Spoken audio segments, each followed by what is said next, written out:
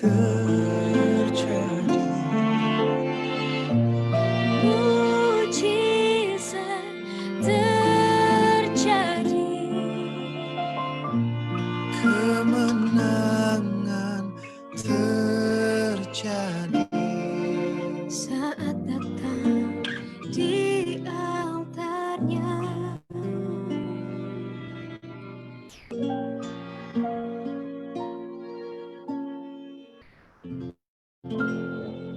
Shalom semuanya, selamat berjumpa kembali dengan saya Doni Yunus dalam pemuridan online. Mohon maaf saya seperti biasa di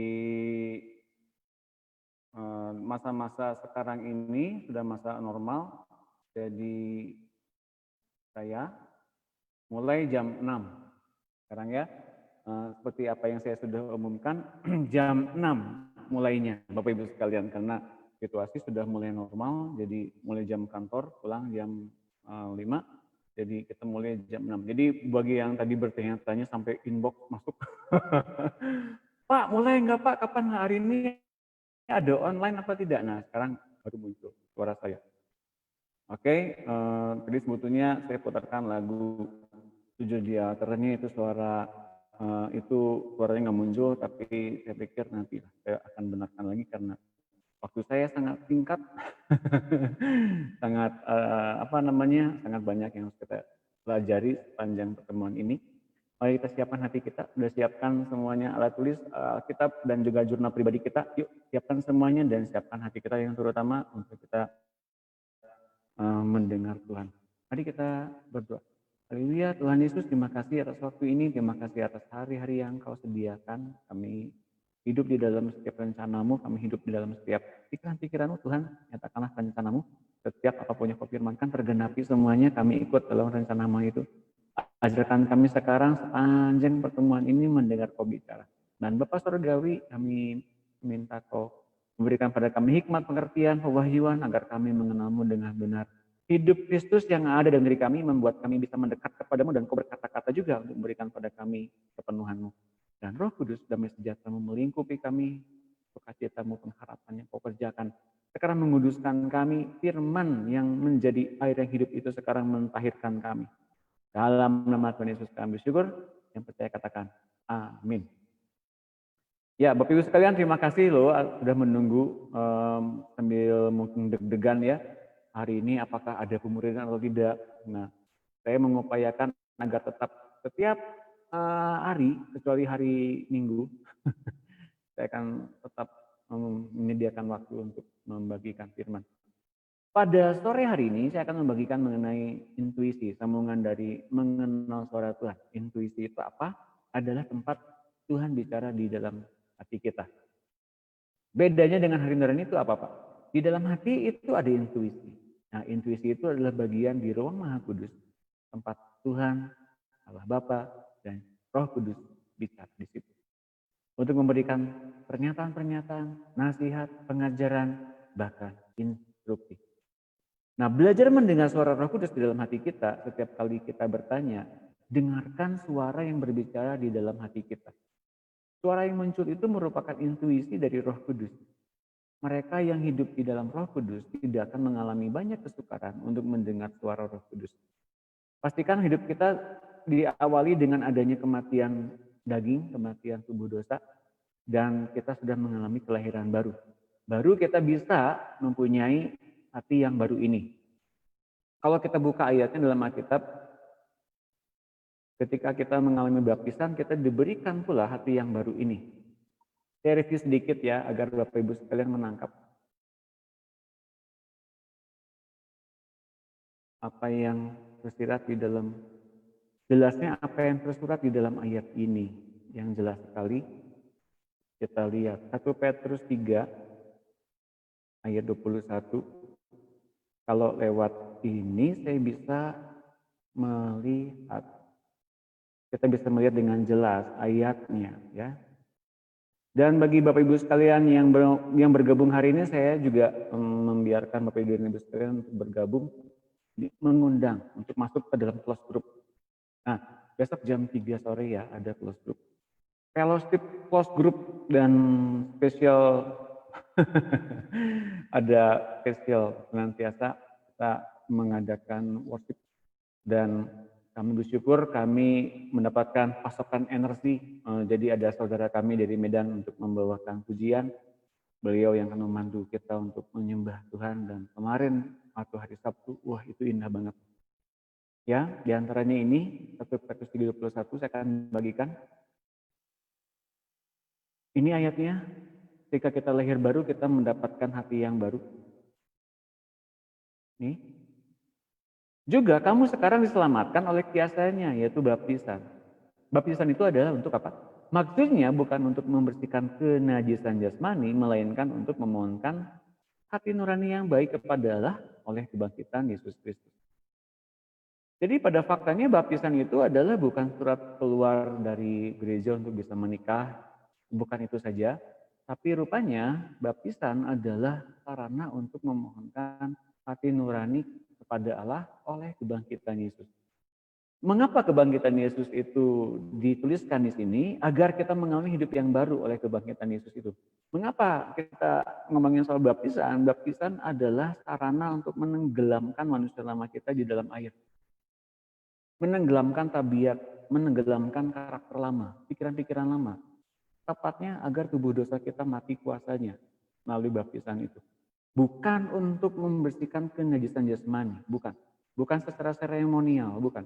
Tapi benar-benar mengalami kematian daging dan kebangkitan dalam hidup yang baru. Ditandai dengan adanya hati nurani yang diberikan oleh Allah kita kepada kita. Ini indah sekali kalau kita masuk ke dalam baptisan dan mari kita betul-betul memahami apa yang sudah kita laksanakan sepanjang kita menjadi orang Kristen, di antaranya mengalami pembaptisan, mengalami perjamuan kudus dan sebagainya. Itu kita mesti betul-betul mengalami bagaimana kita menyatu dengan Tuhan. Itu berupa satu persekutuan dengan Tuhan, ya. Itu adalah bentuk bagaimana kita menjadi satu roh dengan Tuhan. Jadi kita betul-betul harus mengalami kedalaman dari apa yang kita perbuat selama ini bersama-sama dengan Tuhan. Nah, mereka yang masih hidup di dalam daging memang sukar menangkap suara Roh Kudus dengan benar. Ada banyak suara-suara dikeluar dari keinginan hati sendiri, bahkan juga dari si iblis. Jadi kalau kita belum lahir baru, bahkan kalau sudah lahir baru pun sebetulnya kita masih punya banyak hati yang masih bicara sih, hati yang lamanya bicara ya. Nah, sekarang kalau kita mendengar hati yang baru itu, kita bisa membedakan. Kita bisa mengetahui ada suara yang lain yang kemudian mendorong kita untuk banyak mengasihi, banyak mengampuni, banyak memberkati, banyak memberikan pertolongan, banyak untuk belas kasihan, ada buah roh di situ. Nah, itu berasal dari hati yang baru. Tapi kalau dari hati yang lama misalnya memendam kesalahan orang lain, mempunyai kedendaman pada orang lain, apapun yang orang yang perbuat sering salah, senang menghakimi, nggak senang baca Alkitab, nggak senang berdoa, itu berasal dari hati yang lama. Makanya Bapak Ibu sekalian kita mesti melatih diri agar bisa membedakan dorongan-dorongan ini, yang mana yang dari hati yang lama dan mana dari hati yang baru.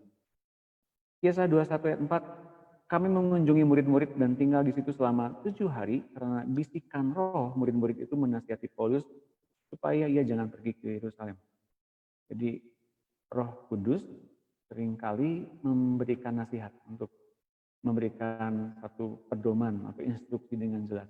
Dan kalau kita lihat di dalam Yeskiel 13 ayat 3 itu kebalikannya, beginilah firman Tuhan Allah, celakalah nabi-nabi yang bebal yang mengikuti bisikan hatinya sendiri dan yang tidak melihat sesuatu penglihatan. Penglihatan itu adalah bentuk satu sarana untuk kita mengetahui apa yang sedang Tuhan nyatakan. Nah, nanti katakan latih besok.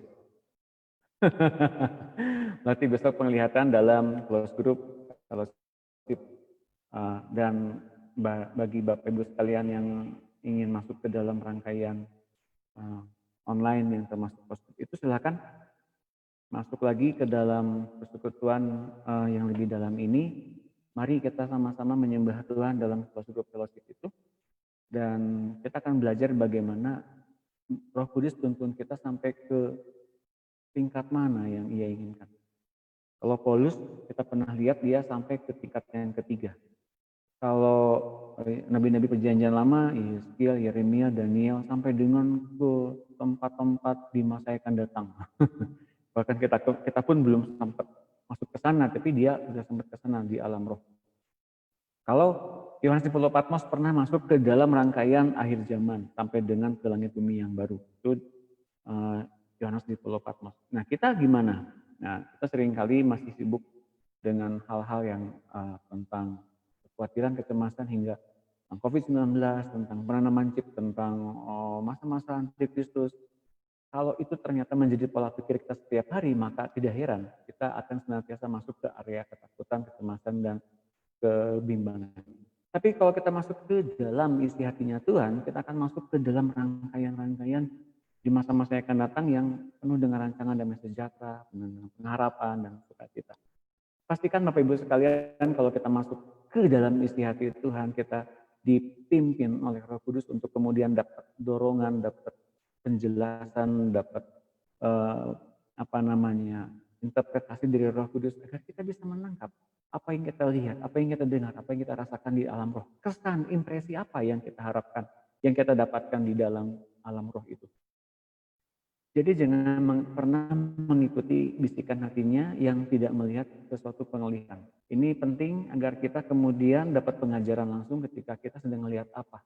Banyak nabi perjanjian lama kalau melihat sesuatu di alam roh, mereka ada yang menginterpretasikannya. Dan kemudian ada yang menanyakan, apa yang kau lihat Yeremia? Ini. Nah, ini artinya, gini. Bapak Ibu sekalian ya. Jadi kalau kita membuat diri kita dipimpin oleh Roh Kudus, ada penjelasan demi penjelasan. Bukan saja mata roh terbuka lalu bisa melihat ke sesuatu, tapi nggak pernah dituntun oleh Roh Kudus, bukan saja seperti itu, tapi ketika kita bisa melihat, yang sebetulnya melihat itu bukan mata roh terbuka saja, tapi mata pengertian. Pengertian yang kemudian memberikan begitu banyak pengetahuan-pengetahuan yang baru yang bahkan kita belum sempat mendengarnya dari siapapun. Maka yang paling penting adalah apakah kita punya karunia roh iman? Itu modal awalnya. Dapat dari mana imannya? Imannya dapat dari iman anak Allah, dari Tuhan Yesus. Jangan mengimani terus ya. Oke, mudah-mudahan jelas itu yang saya bahas di hari kemarin tentang intuisi. Sekarang kita akan masuk ke dalam kontra. Hal-hal yang justru di luar Tuhan, yaitu kita masih punya hati yang licik. Hati manusia itu licik dari dahulu sampai sekarang. Wah, saya menjadi orang yang senantiasa menyembah Tuhan, memuji Tuhan. Ya, itu baik, bagus sekalian. Tapi jangan lupa ketika memuji menyembah Tuhan, hati kita terbuka di hadapan Tuhan, benar-benar terbuka. Apapun yang tersembunyi akan tersingkap. Jadi kalau kita bilang, aku buka hatiku Tuhan di hadapanmu, engkau adalah Tuhan dan Juru Selamatku ya. Semuanya yang tersembunyi akan semuanya disingkapkan.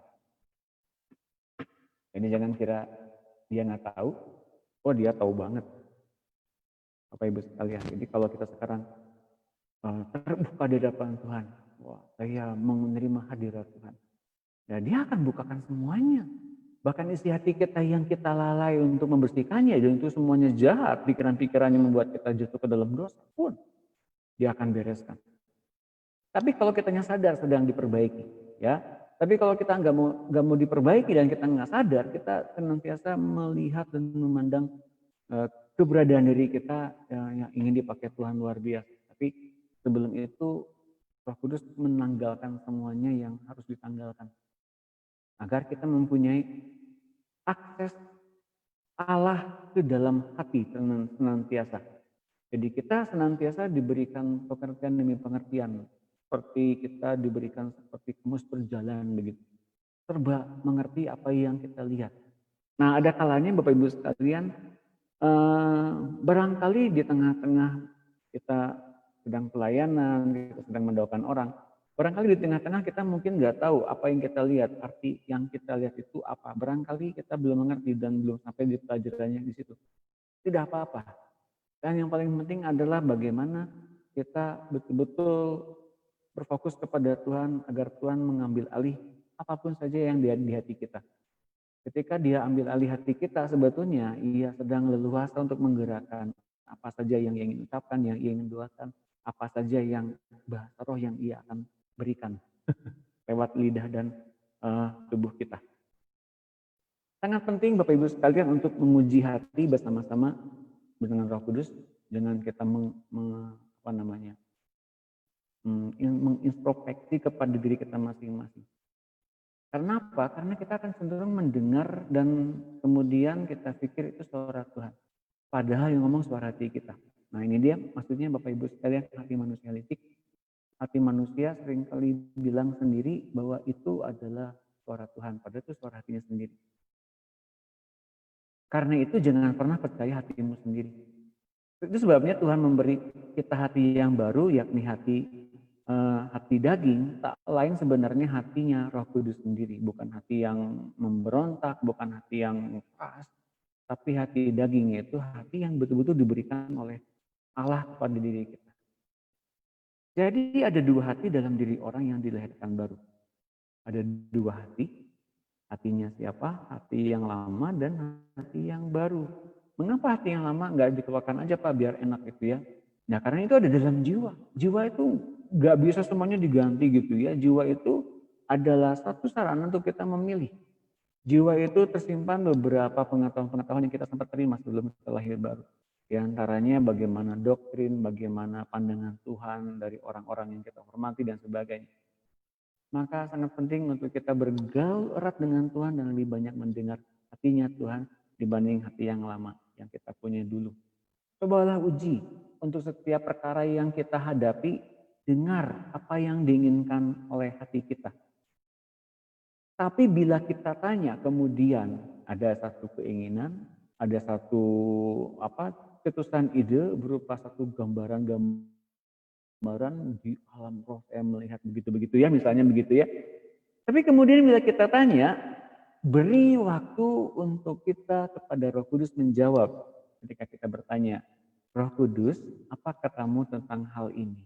Kita kemudian akan mendengar suara yang lain yang biasanya selalu bertentangan dengan suara yang pertama. Nah, suatu kali ketika saya pernah mendoakan orang, sama sekali orang ini setelah lahir baru udah sekian lama gitu ya, berbahasa roh, tapi belum pernah sekalipun belajar bagaimana mendengarkan suara Roh Kudus. Karena nggak ada yang ngajarin bagaimana bertanya dengan spesifik kepada Roh Kudus. Ketika saya menjawab atau menyarankan kepada dia untuk menanyakan kepada Roh Kudus, coba tanya Roh Kudus Bu. Tanya apa saja pasti dia jawab. Roh Kudus, apa katamu tentang hal ini? Dia akan jawab. Mengapa? Karena hati baru yang kita punya adalah asalnya dari dia. Hati yang kita punya yang baru itu asalnya untuk kita berkomunikasi dengan dia. Bukan saja berkomunikasi tepatnya, tapi kita lebih banyak mendengar. Kita diberikan pengertian demi pengertian. Kita diberikan nasihat demi nasihat agar kita penuh dengan firman.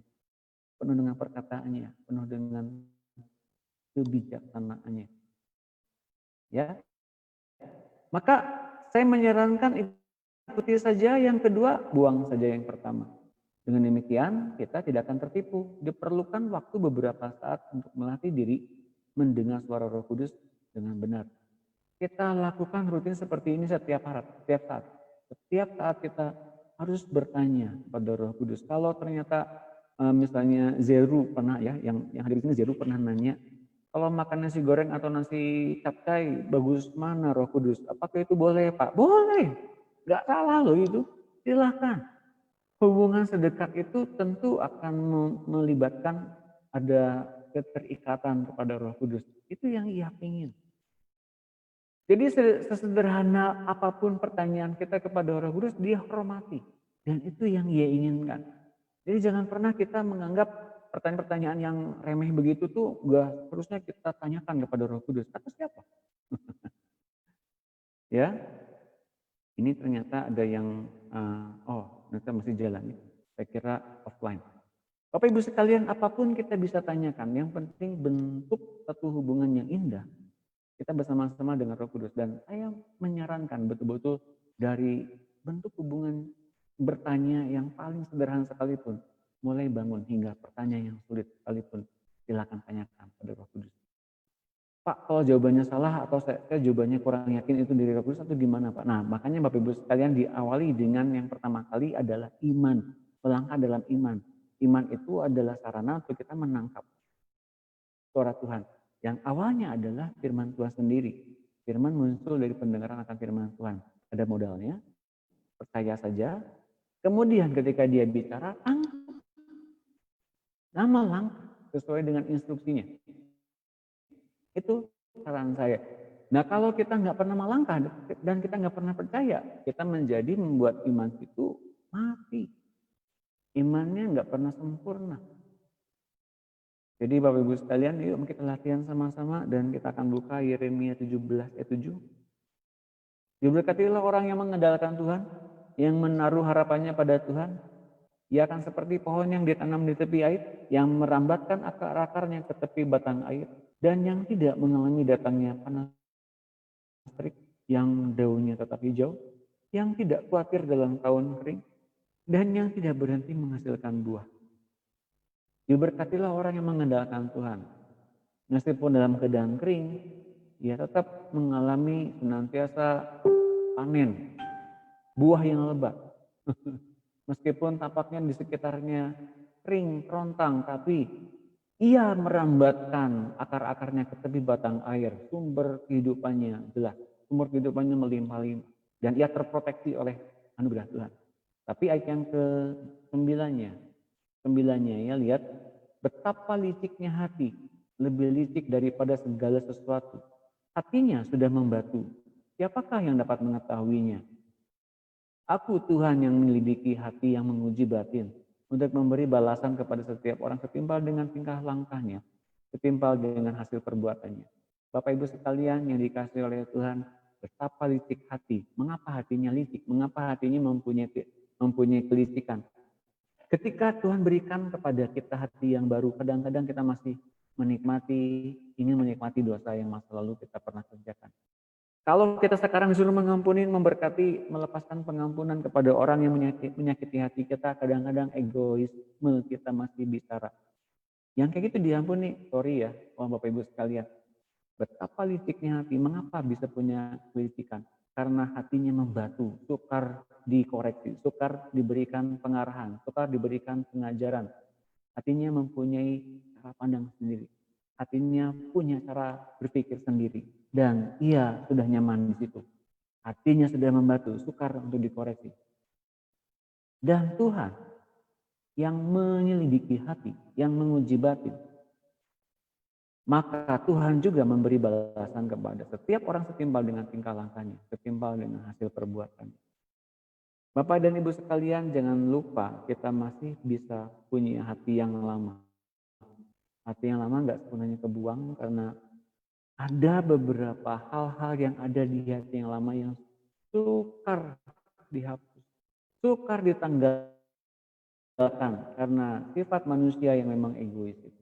Maka di dalam sifat egois itu kadang-kadang ia tetap menyimpan dosa, memori-memori masa lalu, termasuk diantaranya nostalgia di masa lalu tentang kebahagiaan, tentang keindahan, tentang nikmatnya dosa di masa lalu. Ya. Ini ada pertanyaan. Boleh tanya apa saja sama Roh Kudus, dia akan jawab, dia suka. Oke. Kalau hati lama menyatu dengan jiwa berarti bisa muncul juga hati yang lama ya Pak. Bagaimana mengatasi hati lama? Tempo hari saya pernah bagikan bagaimana hati yang lama masih bisa berbicara karena jiwa kita terbuka akan keinginan, jiwa kita terbuka akan informasi yang dari luar, bukan dari hati Tuhan. Kita masih menginginkan informasi yang dari lain. Oke? Makanya ada kalanya orang-orang yang mungkin mentok di satu informasi tertentu, dia akan mencari informasi yang lain. Contoh, kalau orang ingin banyak tahu tentang segala sesuatu, maka aplikasikan, ketiklah aplikasi Google Search. Bukankah ia bisa menjawab apapun? Semua bank data ada di situ. Nah, ada kalanya semua informasi di dunia itu benar. Benar ada kalanya menurut orang dunia. Tapi ada kalanya Orang-orang dunia terikat kepada informasi-informasi yang ada di dunia. Namun kita yang adalah anak-anak Allah dari kerajaan Allah yang bersifat surgawi, tentu saja mesti memiliki norma yang berbeda. Maka kita mulai melekat kepada Tuhan mulai saat ini, bagaimana kita dapat informasi tentang apapun dari Dia. Ya, kalau kecuali Anda punya tugas sekolah, tugas kuliah, tugas kantor, Anda nggak bisa terlalu sering berharap kepada apapun itu yang namanya tanya sama Tuhan, ini gimana bagusnya Tuhan. Mungkin bisa begitu ya. Tapi untuk membereskan tugas-tugas kantor, Anda mesti punya jiwa, punya mindset yang tepat, diatur oleh hikmat dan kebijaksanaan Tuhan, terutama mengelola dalam hal deadline-nya. Seringkali kita sering menunda pekerjaan-pekerjaan. Bukan soal penjabarannya pengerjaannya saja, tapi betul-betul kita mesti punya kedisiplinan soal deadline. Biasanya deadline-nya agak susah. Nah, bentar. Ini banyak yang WA ke saya ya, padahal mesti dikasih tahu. Oke, Bapak Ibu sekalian, ketika kita mempunyai tugas-tugas dari kantor, dari kuliah, memang ada kalanya kita membuat diri kita itu seperti ingin langsung melihat hal-hal yang secara spesifik, makanya kita sering nanya di Wikipedia, di Google Search dan sebagainya.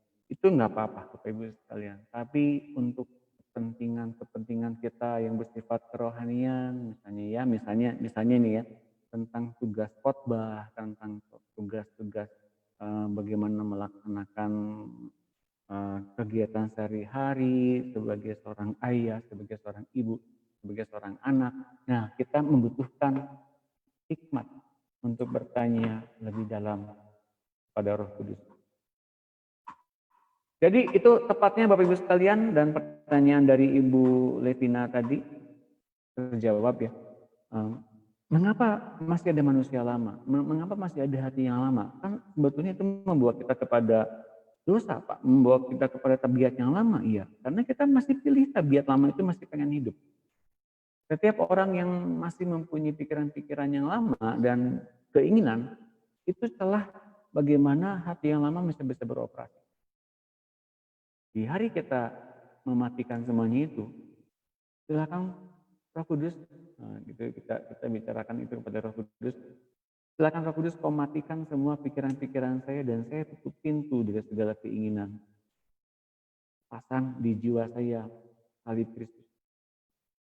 Nah, nanti dia akan blok apapun keinginan-keinginan yang muncul dari dunia yang ditawarkan kepada kita.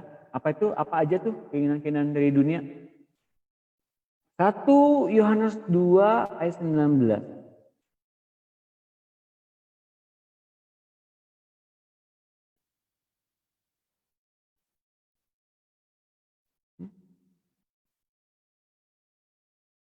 Nah,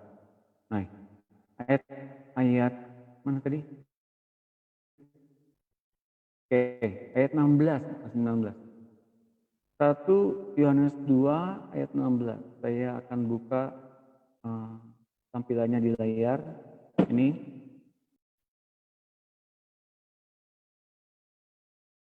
Ya. Sebab semua yang ada di dalam dunia, ya, yaitu keinginan daging dan keinginan mata serta keangkuhan hidup, bukanlah berasal dari Bapa, melainkan dari dunia.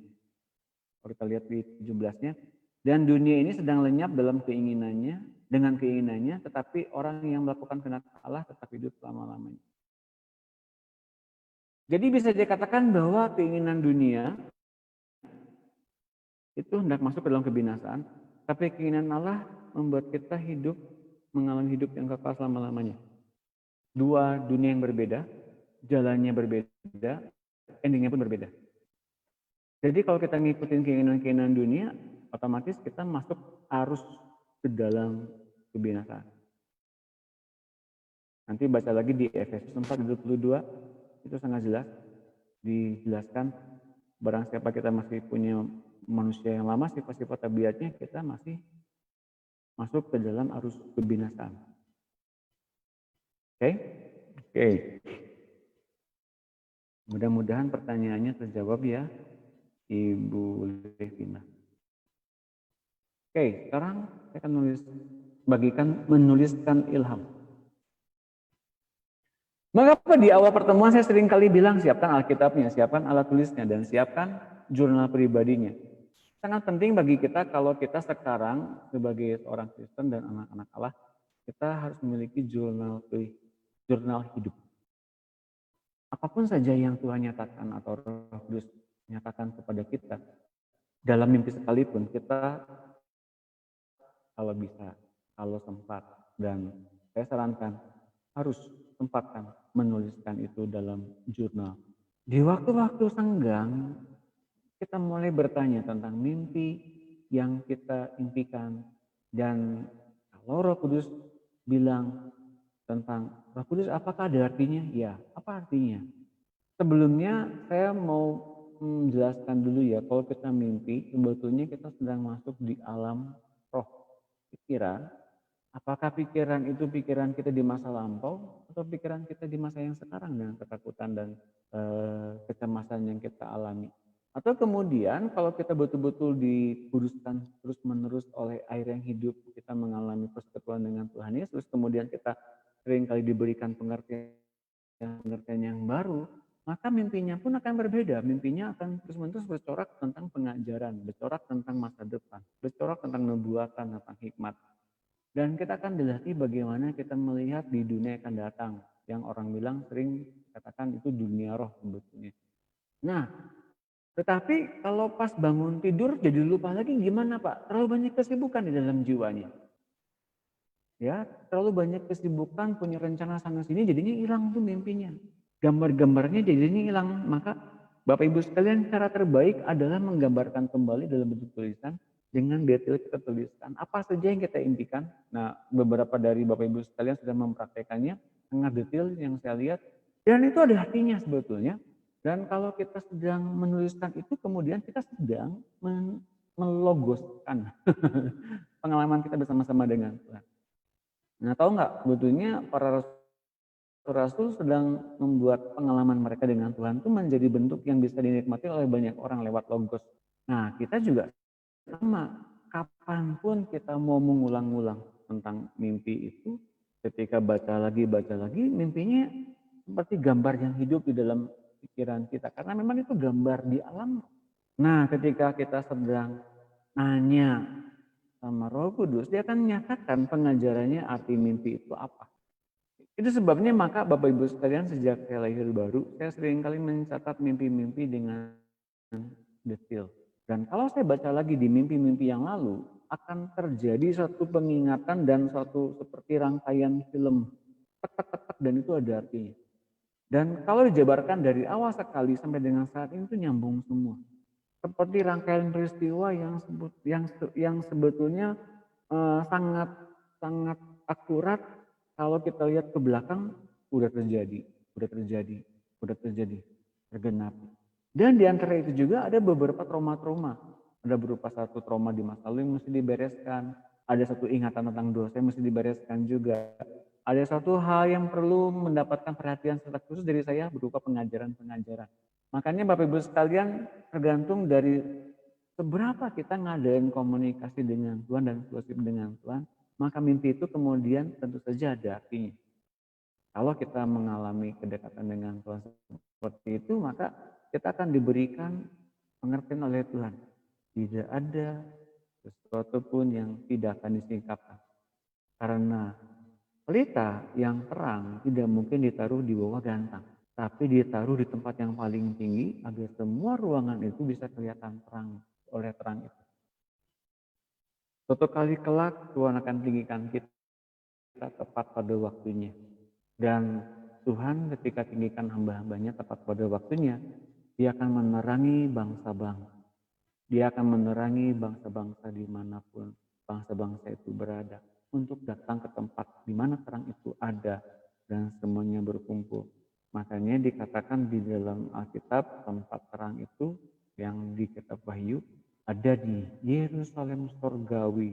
di bumi yang baru. Nanti kita akan lihat. Nah, kitab-kitab suci dituliskan oleh orang-orang yang memperoleh ilham Roh Kudus dan itu kemudian menjadi buku pegangan kita menjadi orang percaya. Daud juga menuliskan semua yang ditangkap di dalam hatinya dan ia menyuruh Salomo membangun bait suci menurut tulisan yang diilhamkan itu. Daud juga menuliskan sebagian besar kitab-kitab Mazmur yang sebagian berisi nubuatan dan pengetahuan tentang Tuhan Yesus. Juga menjadi jawaban doa bagi banyak orang percaya sekarang. Mungkin nggak menyangka bagi Daud ternyata tulisan-tulisan yang ia gubah waktu itu ternyata menjadi inspirasi banyak orang di hari-hari ini dan menjadi inspirasi banyak orang di masa-masa lampau, di masa-masa orang mulai mengenal masa-masa karismatik. Dan mungkin banyak orang yang terinspirasi juga oleh Daud dengan tulisannya hingga mereka menjadi pemazmur, mereka menjadi penyembah, menjadi worshiper. Memang dalam sekali Daud dengan Tuhan, betul-betul mengalami hatinya Tuhan. Dan sebetulnya ada satu potensi yang kita harusnya lebih dari Daud. Asal kita benar-benar mau dikoreksi oleh Tuhan. Pak, saat kita berdoa menyembah, tiba-tiba ada saja yang kita lihat di alam roh yang saat tanya Tuhan, ada yang hilang, tapi ada yang semakin nampak. Untuk membedakannya, saya bisa menjelaskannya.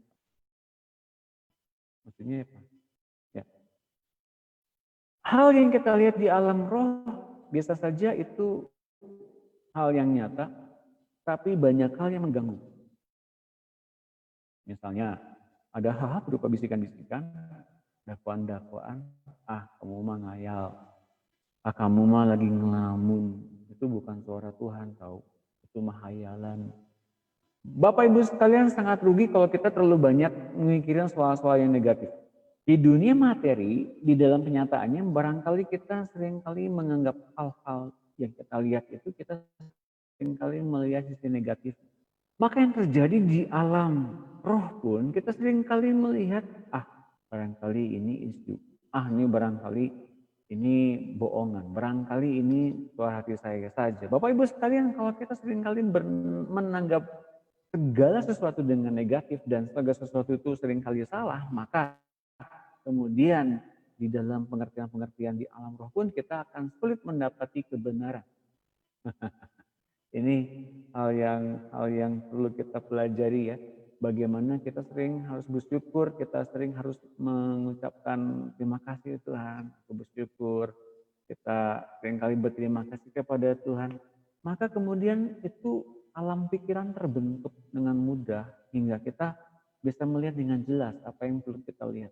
Yang tidak perlu kita lihat, jangan kita lihat. Itu saja simpelnya. Maka kita bisa mempunyai pengertian-pengertian yang lebih dalam tentang apa yang kita lihat. Ya. Nah, Daud sampai dengan menuliskan dengan detail, bahkan membangun bait suci pun Daud dengan petunjuk Tuhan bisa melakukannya. Luar biasa loh Daud ya, punya hatinya Tuhan yang demikian dalam. Mengikuti cara Daud dan penulis-penulis Alkitab itu, cara termudah belajar mendengar suara Roh Kudus adalah dengan menuliskan apa saja yang Anda dapatkan sebagai jawaban dari Roh Kudus yang muncul dalam pikiran atau perasaan kita setelah kita bertanya sesuatu kepadanya. Bertanya, mendengar, tuliskan. Bertanya, mendengar, tuliskan. Bertanya, mendengar, tuliskan. Bagian yang paling sering yang membuat orang seringkali nggak percaya ada bagian mendengar. Langkah awal saja, kemudian mendengar itu kita banyak kepercayanya, mana mungkin jadi pengajaran dan mana mungkin jadi pewahyuan. Maka Bapak sekalian, sesuai dengan nubuatan dalam kitab Yeskiel, tidak usah orang mengajar sesamanya dengan kenallah Tuhan. Semua orang besar kecil mengenal Tuhan. Karena besar dan kecil kemudian mengenal Tuhan lewat kebiasaan. Lewat membiasakan diri untuk tanya sama Tuhan. Oke? Makanya dengar, tangkap, tuliskan. Biasanya yang begini-begini, yang rajin nulis mengingatkan di sini itu biasanya Ibu Hester, Ibu Monica, Ibu Levina, Bernard. Mana nih? Belum. Ya. Nah, bisa saja dalam langkah pertama ketika kita mendengar kita banyak gak percaya ini bisa saja, maka ingat bahwa kemudian yang perlu kita lakukan adalah menangkap apa saja yang muncul dalam hati kita, kemudian pergunakanlah waktu untuk membeli buku atau kemudian menuliskan itu dalam jurnal hidup kita. Atau bagi yang punya komputer, lekas buka laptopnya, atau ketika kita kemudian sedang di jalanan misalnya, lekas buka HP-nya, buka HP yang ada kemudian notesnya, tuliskan apa saja yang kita tangkap saat itu dari Roh Kudus. Tuliskan pertanyaan-pertanyaan kita, kalau ada pertanyaan kepada Tuhan Yesus Allah Bapa atau Roh Kudus, lalu percayai bahwa Ia dapat memakai pikiran, hati, dan tangan-tangan kita untuk menuliskan jawabannya. Tuliskan jawaban itu di bawah pertanyaan kita. Tuliskan semua yang terlintas dalam pikiran dan dorongan dalam hati kita. Semuanya tuliskan dalam bentuk tulisan. Karena itu sejak awal dilatih demikian kepada nabi-nabi perjanjian lama. Setelah mencoba beberapa saat, keraguan-raguan kita akan hilang dan jawaban-jawaban yang tepat dan benar akan muncul di luar dugaan kita. Bagi Bapak Ibu sekalian yang ingin mengenal tentang penulisan ini, diantaranya dari teman-teman kita yang ikut online pernah ada satu kejadian, pernah ada satu cerita nanya sama saya, Pak, kalau saya sih tangan saya tiba-tiba kalau mendengar suara Roh Kudus tiba-tiba tulisannya jadi bagus, Pak. Jadi ya memang asalnya bagus juga, cuman bulatannya berbeda, lebih rapih. Itu benar nggak? Benar. Kalau tulisan-tulisan jadi rapi-rapi, lebih teratur, sebetulnya kita sedang memilah hati kita. Ketika kita menuliskan pewahyuan atau pengajaran atau suara Roh Kudus saat itu, kita sedang memilah hati kita. Yang mana yang dari suaranya, yang mana suara hatinya kita, dan yang mana suara hatinya yang berasal dari hati yang lama. Kita bisa bedain dengan kita berlatih terus menerus. Maka jangan sampai kita terpikir untuk gini, nantilah habis saya ada waktu sebelum saya tuliskan. Dijamin lupa. Begitu Anda ingat, begitu Anda tangkap suaranya, cepat tulis. Memang butuh latihan. Oke?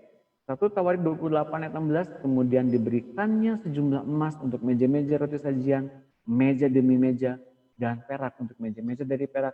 Selanjutnya emas murni untuk garpu-garpu dan bokor-bokor penyiraman, dan kendi-kendi juga untuk piala-piala dari emas seberat yang diperlukan untuk tiap-tiap piala, dan perak untuk piala dari perak seberat yang diperlukan untuk tiap-tiap piala.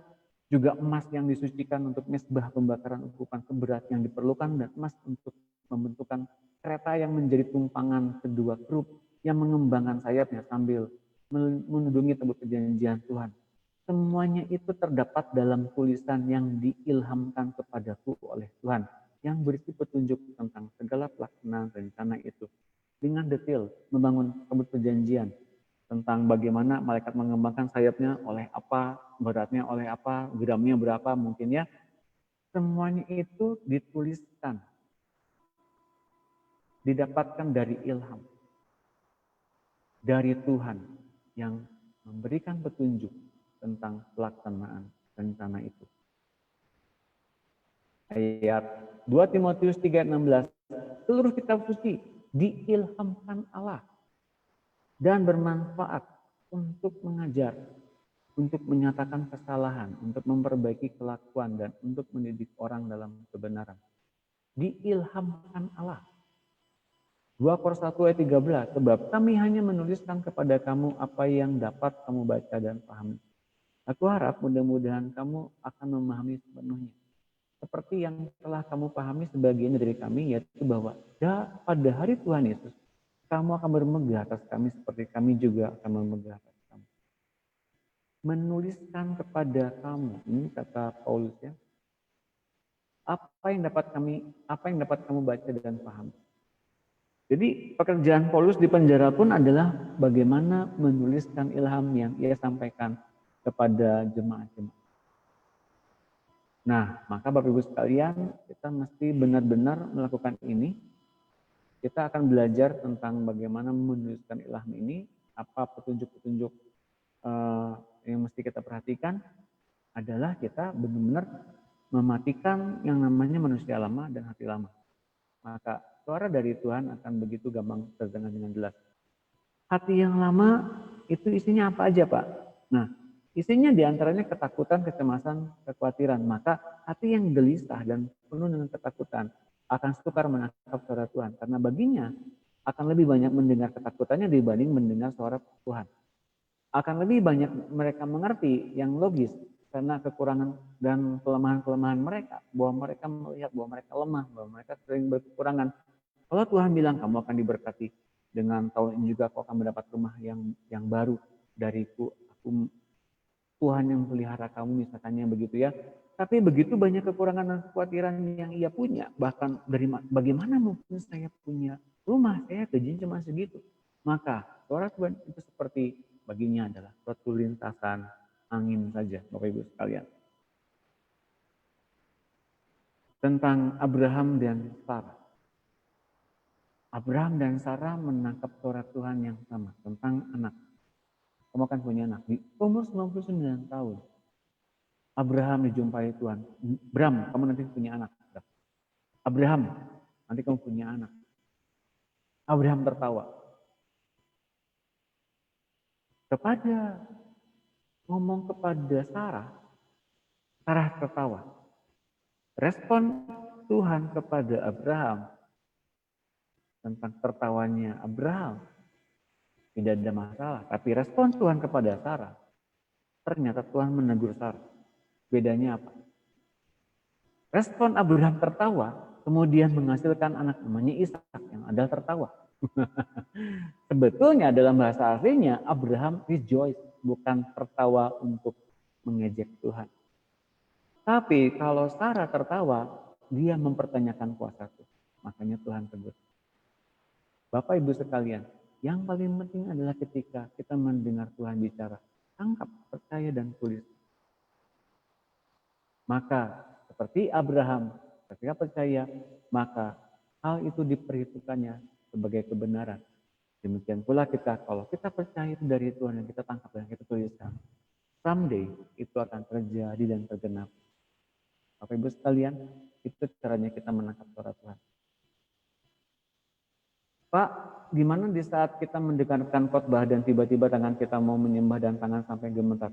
Mohon penjelasan, terima kasih. Ya bisa saja Bapak Ibu sekalian, ini pertanyaan yang bagusnya dari Regina Banasitabah. Di Sabtu terutama kita membagikan tentang nama Allah Israel itu siapa sih, apa sih artinya, dan kita jelaskan waktu itu di hari Sabtu. Ini penjelasannya lumayan dalam ya. Ketika kita tangan terangkat di hadapan Allah, ketika kita menuruti dorongan Roh Kudus untuk kita mengangkat tangan, atau ketika saat penyembahan pujian penyembahan, katakanlah begitu ya, WL-nya sudah bilang, angkat tanganmu di hadapan Tuhan, angkat tanganlah cepat-cepat. Karena di saat itu Tuhan barangkali sedang menurunkan kewahyuan, berkat-berkat rohaninya yang kemudian akan diubah menjadi berkat-berkat jasmani. Ini benar terjadi. Nantilah kalau ada waktu saya akan bagikan ya. Karena kontennya cukup dalam dan nggak bisa 1 jam 2 jam, ini bisa sampai 3 jam. Jadi nanti deh kalau ada waktu saya akan jelaskan. Mudah-mudahan jawaban sementara itu bisa menjawab saudaraku Regina Banasitabah ini di Kupang.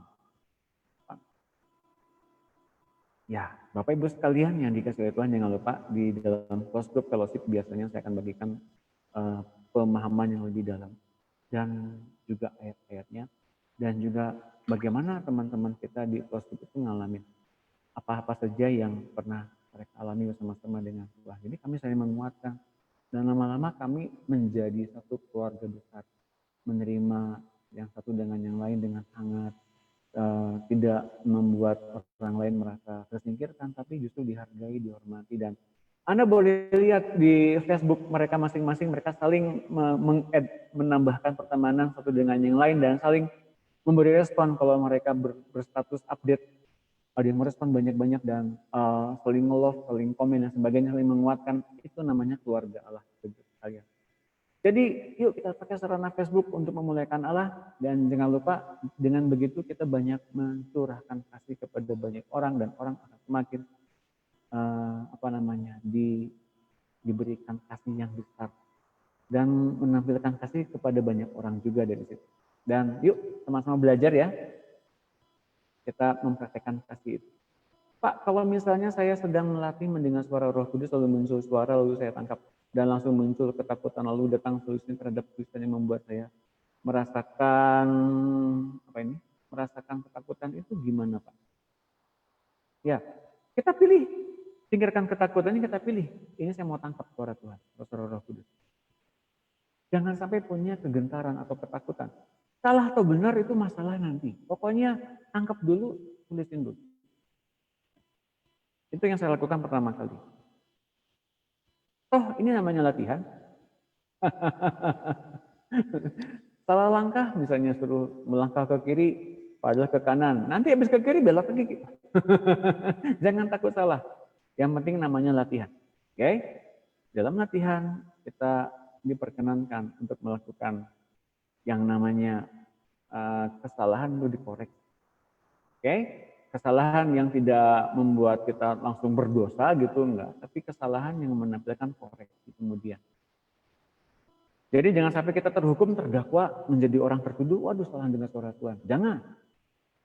Jangan pernah merasa begitu. Namanya juga latihan. Ya. 2 Korintus 1 ayat 13. Mudah-mudahan terjawab ya Zeru. Terima kasih loh. Kamu nanyanya bagus-bagus. Saya melihat kamu semakin bertumbuh loh, luar biasa. Asik banget. Kamu masuk ke close group deh Zeru. Ini oke, pertanyaannya bagus ya. Kamu masih muda, punya banyak hal-hal yang akan Tuhan perlihatkan. Jadi yuk masuk dalam grup. Nanti diundang masuk ya. Sebab kami hanya menuliskan kepada kamu apa yang dapat kamu baca dan pahami. Aku harap mudah-mudahan kamu akan memahami sepenuhnya.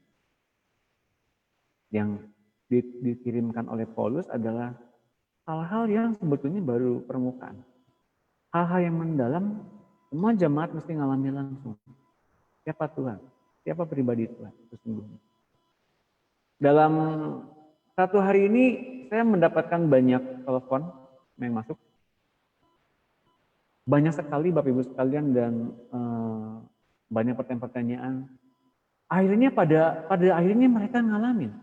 Iya ya, saya kok jadinya lebih ngalamin Tuhan ketika saya mulai berdoa dengan lebih tenang, menguasai diri, minta Tuhan untuk kuasai saya, dan minta Roh Kudus ajari saya mendengar suara Dia. Saya lebih tenang, dan saya nggak menjadi orang seperti orang lain. Saya menjadi orang yang original, yang seperti Roh Kudus mau. Itu yang Dia mau, Bapak Ibu. Menjadi yang Ia mau. Kita menjadi anak-anak Allah yang Ia mau. Nomor HP. Ini Ibu Esther mau nanya HP. Pak Doni, bagaimana membedakan suara Bapa, Yesus, dan Roh Kudus? Terima kasih. Sementara ini Ibu Mary Labora, jangan sampai pusing soal dengan hal itu. Apa saja yang bergerak di hati Ibu Mary, catat aja dulu. Nanti lama-lama ada bedanya. Ya? Seorang anak akan tahu bedanya suara ayahnya, suara ibunya. Ini suara kakaknya. Ini suara pamannya. Nanti lama-lama tahu kalau makin bertumbuh, bukan? Jadi ketika ada, nih papa, udah umur 3 tahun, bukan. Tahu itu bukan papa. Ini mama, enggak, bukan, mama enggak kayak gini suaranya. Pasti tahu. Ya. Jadi jangan takut, pokoknya dengerin dulu. Satu suara itu, anggap aja itu suara Allah. Suara Tuhan, ya. Silakan. Jangan takut salah. Nanti tahu bedanya. Banyak orang berlangganan koran dan membiasakan diri membaca koran tiap pagi untuk mengetahui apa yang terjadi di kotanya atau di dunia secara global. Mengapa kita yang hidup di dalam Roh Kudus tidak membiasakan diri untuk membaca Quran surgawi? Quran surgawi itu ada setiap saat loh. Dia bergerak, bahkan mungkin entah siang entah sore, saya nggak tahu.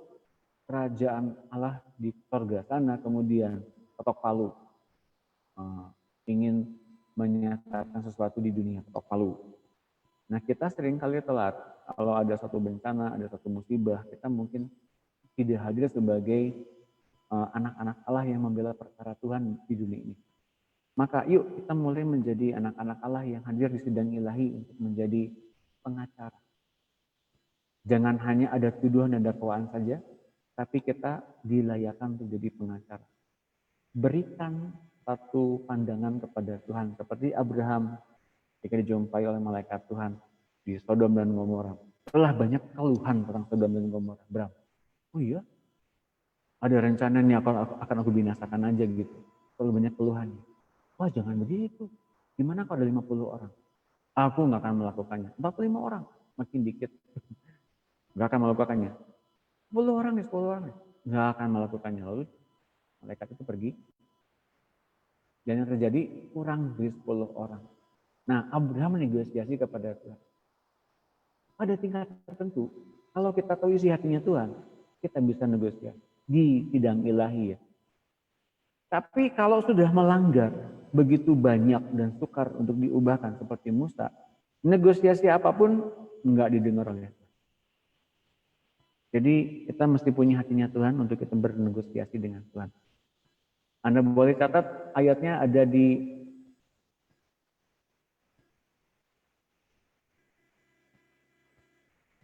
bagi yang nanti besok mau bertanya sama saya, apa arti ayat ini, Pak? Boleh, besok tanyain. 1 Korintus 2 ayat 16. Oke, nanti besok tanyain ya. Hari ini jangan dulu karena saya ngejar materi biar beres. Ya, mengapa kita yang hidup di dalam Roh Kudus tidak membiasakan diri untuk membaca Quran surgawi? Kita beroleh orang gratis yang telah dibayar oleh dari Yesus. Dikirim oleh Roh Kudus. Hal-hal yang dikurniakan Allah kepada kita. Tiap hari kita boleh mendengar dari Dia apa yang sedang terjadi di alam roh. Apa yang akan terjadi di hari itu. Apa yang sedang terjadi di berbagai tempat di seluruh dunia. Apa yang sedang direncanakan si jahat terhadap kita atau anggota keluarga kita. Dengan cara demikian, Ananias mendengar instruksi dari Tuhan untuk mengunjungi Saulus di rumah Yuda dari Tarsus. Dan perkunjungan ini menghasilkan seorang hamba Tuhan yang besar. Jadi di dalam perjumpaan Tuhan dengan Ananias sempat protes. Wah, ini dibaptis. Ini kan orang penganiaya jemaat Tuhan, bukan? Enggak. Nanti orang ini akan aku pakai. Pergi ke sana, baptiskan dia. Nanti baca kisahnya di kisah 9 ayat 10. Bapak Ibu sekalian ya, sampai dengan ayat yang ke-16. Hasil pertemuan Ananias dengan Saulus menghasilkan hamba Tuhan luar biasa yang sampai dengan Injil diterima di seluruh penjuru dunia. Maka kita mesti percayai itu, apa yang langkah kecil yang Roh Kudus lakukan pada kita dengan menanamkan keinginan Tuhan, kemudian kita melakukannya, bisa jadi kita akan membuat dunia goncang. Oleh karena orang-orang yang kita datangi ternyata bisa mengubah dunia. Wow, keren banget ya. Banyak orang sudah memulai pelayanan profetik dengan mendengarkan suara Tuhan, suara Roh Kudus, lalu mulai memberikan satu pernyataan dengan berdoa. Dengan berdoa dan ada lagi yang lain. Dengan doa mereka tiap pagi sering Tuhan memberikan pesan-pesan seringkali disertai penglihatan, vision tentang orang lain. Lalu dengan SMS, dengan WA group, dengan terus update di Facebook, Instagram, apapun itu ya. Lalu kemudian bikin live streaming, bikin konten seperti ini yang relatif amat murah sebetulnya. Mereka menyampaikan pesan kepada orang-orang yang Tuhan ingin beri pesan atau peneguhan tentang suatu rencana atau perkataan penghiburannya. Adakah orang-orang yang sedang sangat memerlukan pertolongan kita berupa doa maupun mungkin sedang sakit atau sedang dalam kesulitan keuangan? Mungkin kita juga dijadikan bendahara olehnya untuk memberi makan hamba-hamba Tuhan yang lain. Bagaimana kita tahu yang mana yang memang membutuhkannya? Roh Kuduslah kemudian yang memberitahu kita saat membaca Quran surgawi tiap pagi itu.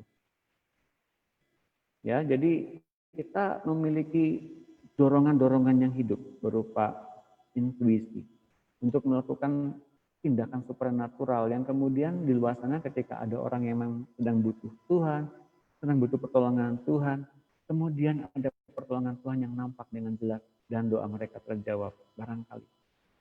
Ya, 2 Tawarikh 36 ayat 15, namun Tuhan Allah nenek moyang mereka berulang-ulang mengirim pesan melalui utusan-utusannya karena ia sayang kepada umatnya dan tempat kediamannya. Ia mengirim pesan, yang mengirim hamba-hambanya, yang mengirim berita-berita surgawi kepada hamba-hambanya. Matius 24 ayat 45. Siapakah hamba yang setia dan bijaksana yang diangkat oleh tuannya atas orang-orangnya untuk memberikan mereka makanan pada waktunya? Berbahagialah hamba yang didapati tuannya melakukan tugasnya itu ketika tuannya itu datang. Hamba yang mengelola kekayaan tuannya dan memberikan makanan tepat pada waktunya kepada orang lain. Asik, itu jadi pengelola kekayaan Tuhan. Kisah 20-22, tetapi sekarang sebagai tawanan roh aku pergi ke Yerusalem dan aku tidak tahu apa yang akan terjadi atas diriku di situ. Selain yang dinyatakan Roh Kudus dari kota ke kota kepadaku bahwa penjara dan sengsara menunggu aku. Paulus dan kehidupannya itu tidak jauh dari penjara dan kemudian kota-kota pelayanan. Pada ibu sekalian, itu memang hidupnya dia setelah mengenal Tuhan Yesus. Sampai dengan ia beritakan Injil di depan kaisar, maka tugasnya selesai, beres, dan kemudian ia dipanggil. Kita hidup untuk melaksanakan tugas Tuhan. Kita hidup untuk melaksanakan amanat Tuhan. Pesan Tuhan secara pribadi, panggilan Tuhan pribadi kepada kita masing-masing. Kita mesti tuntaskan itu. Apapun itu Bapak Ibu sekalian, apapun itu pribadi sekali. Dan panggilan itu kemudian terkait dengan orang-orang di dalam pelayanan yang kita temui. Siapapun mereka, mereka akan terbangun dan mereka akan memahami visi Tuhan yang ditanamkan juga di dalam diri mereka. Jadi orang-orang dengan kumpulan yang banyak akan mengalami visi dari Tuhan dan mereka akan saling terhubung satu dengan yang lain. Sore hari ini, malam hari ini dari bertahun-tahun yang lalu ketika penguridan online diadakan, kita mengharapkan adanya satu kesatuan visi yang dari Tuhan. Apa yang ditanamkan oleh Tuhan dalam hati kita masing-masing. Kerinduan secara pribadi yang dialamatkan kepada kita masing-masing. Yuk kita bangun bersama-sama. Bangun komunitas yang sehat. Komunitas sorgawi. Keluarga Allah. Tadi sore, tepatnya tadi siang. Bapak Ibu sekalian, ketika saya pulang ke rumah sebentar. Di jalan, ada satu ayat yang muncul di dalam pikiran saya. Ayatnya bunyinya gini. Dan ini menjadi fondasi untuk kemudian maka dibentuklah pemuridan close group fellowship. Di dalam Efesus 2 ayat 19, ayat terakhir sebelum saya tutup acara ini,